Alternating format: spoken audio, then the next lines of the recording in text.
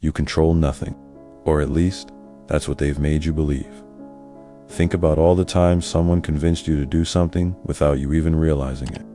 Was it really your decision?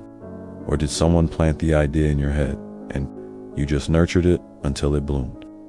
If you think you've always acted on your own will, you're living in an illusion.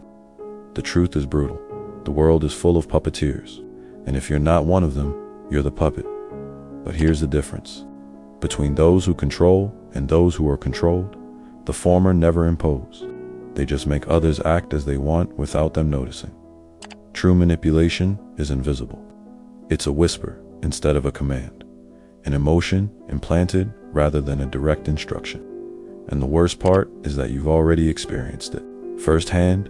Remember the last time you changed your mind without realizing how it happened. A thought planted by someone else, an apparently innocent comment, a well-calculated gesture. That's real power, moving others without raising suspicion. But here's the question that makes you uneasy. What would happen if you were the one controlling the board? If instead of being pushed, you were the one moving the pieces? Because the difference between those who win and those who lose in this game is simple. The winners know that power isn't imposed, it's induced. The problem is that we've been taught wrong. We've been sold the idea that influence is about speaking loudly, being authoritative, imposing our will, but those who really run the world never raise their voice. They don't need to. True strategists make others follow their ideas, believing they are their own. And that's what no one has told you. That manipulation isn't about shouting or threatening. It's not about convincing with arguments or imposing with force. It's something much subtler. It's a psychological dance where you make people walk where you want them to, without them realizing you're guiding them.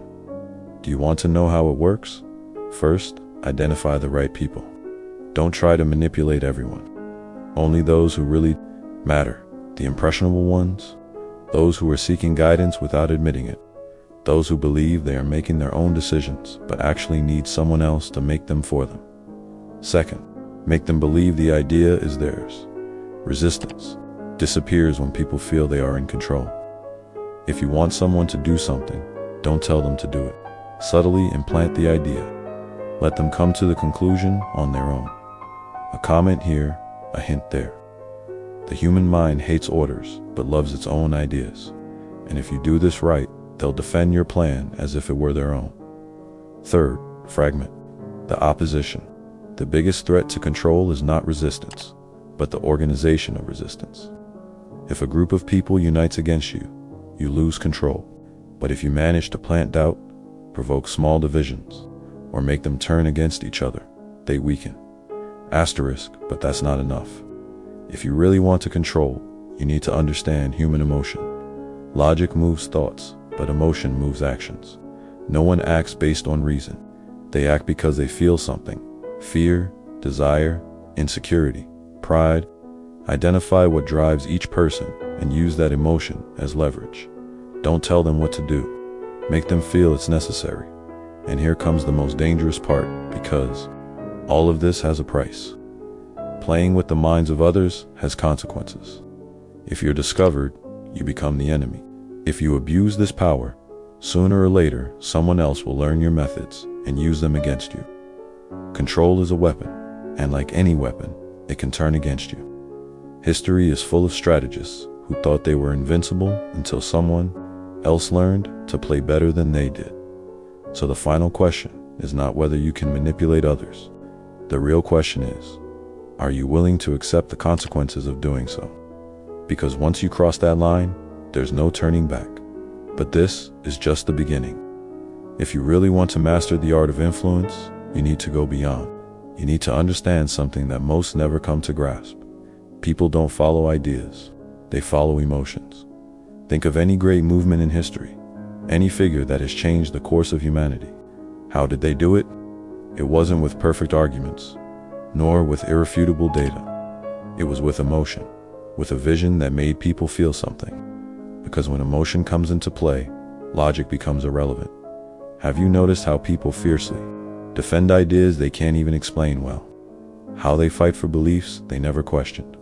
It's because those ideas are tied to their identity, to their sense of belonging. And here's the key. If you want to influence someone, make your idea become part of their identity. Because people can change their minds, but they don't change their identity without resistance. No one wants to admit they've been wrong their whole life. But if you manage to get them to adopt an idea as part of who they are, they'll defend it to the death.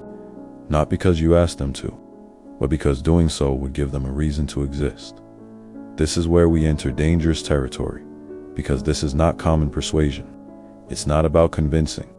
It's about inserting an idea into someone's mind without them even realizing it was planted. And for that, you need three things: exposure, repetition, and emotional connection. First, exposure. You can't change someone's way of thinking with one move. Resistance is natural. But if you introduce an idea little by little, indirectly, without pressure, the mind begins to accept it without realizing it. The unknown creates rejection, but the familiar becomes comfortable. Second, repetition. A lie told 1,000 times becomes truth, not because reality changes, but because the human mind confuses familiarity with certainty. What we hear repeatedly becomes believable, even if it's false. That's why great manipulators never say something only once. They present it in different ways, at different times, until it's embedded in their target's mind. And third, emotional connection. It's not enough for someone to understand an idea. They need to feel it. The human brain responds more to emotion than to logic.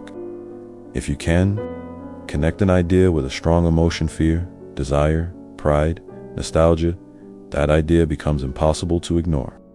But here's something even deeper, because most people believe they make rational decisions. They see themselves as logical, independent, with their own criteria. The reality is that most of their decisions have already been made for them before they even realize it. Society has designed their desires. Their experiences have conditioned their responses. Their biology programs them to react in certain ways. And if you understand these patterns, you can predict how they will act before they even know it themselves. For example, did you know that people trust those who listen to them more than those who talk to them? Not because the listener has better ideas, but because the simple act of being listened to creates a deep connection. If you want to influence someone, make them talk about themselves. Most people are desperate to be heard, to feel validated. Give them that, and they'll see you as someone to trust. Another pattern. Fear is more powerful than reward. People are more terrified of losing than they are of gaining. If you want someone to act, don't talk to them about what they can gain. Talk to them about what they can lose if they don't listen to you. And one more. People are attracted to what's exclusive. If something seems accessible to everyone, it loses its value. If you want someone to hold on to an idea, make them feel special for knowing it. Make them feel like they belong to a select group of those who understand what others don't see. Now, let's talk about the biggest enemy of influence: organized opposition. Nothing destroys control faster than a group of people united against you. History proves it. Rebellions only work when there's cohesion. When people unite with a common goal, they can bring down empires. That's why, if you want to prevent them from challenging you, never let the opposition unite. Divide before they can act. How do you do that? By provoking internal conflict. You don't need to destroy a group. Just make them fight among themselves. If you sow doubts, if you push the leaders to compete for power, if you manage to make them distrust each other, they weaken without you having to do anything. Politicians do this all the time. Governments have used it for centuries. Why do you think ideologies are in constant war? Because when people fight against each other, they can't unite against those who really have the power. The final dilemma. The price of manipulation. So far, everything sounds like an infallible strategy, and it is. But there's something no one warns you about in this game. When you play with the minds of others, you start seeing reality differently. You begin to distrust everything. If you learn to manipulate, you also learn to recognize when you're being manipulated. And when you see the strings, the magic disappears. You realize that many of the relationships, many of the beliefs, many of the emotions you once thought were genuine, never were. You begin to ask yourself, does this person really care about me, Or are they just responding to an influence I designed myself? And here's the paradox. When you learn to control, you also learn that absolute control doesn't exist. Because even if you master manipulation, even if you get others to do what you want, you will never be able to control one variable: human chaos. People don't always react the way you expect. Sometimes, a simple emotion, a change in their lives, an internal revelation, can make all your control collapse. That's why the final question is not just whether you can manipulate, but if you're prepared for what comes next. How far are you willing to go? How much power do you need before you feel it's enough? Or will you fall into the same trap as all those who have played this game before you, believing they're invincible? History is full of puppeteers who ended up hanged by their own strings. So the question that remains is this: do you want to learn how to influence, or would you rather keep believing that no one has ever manipulated you?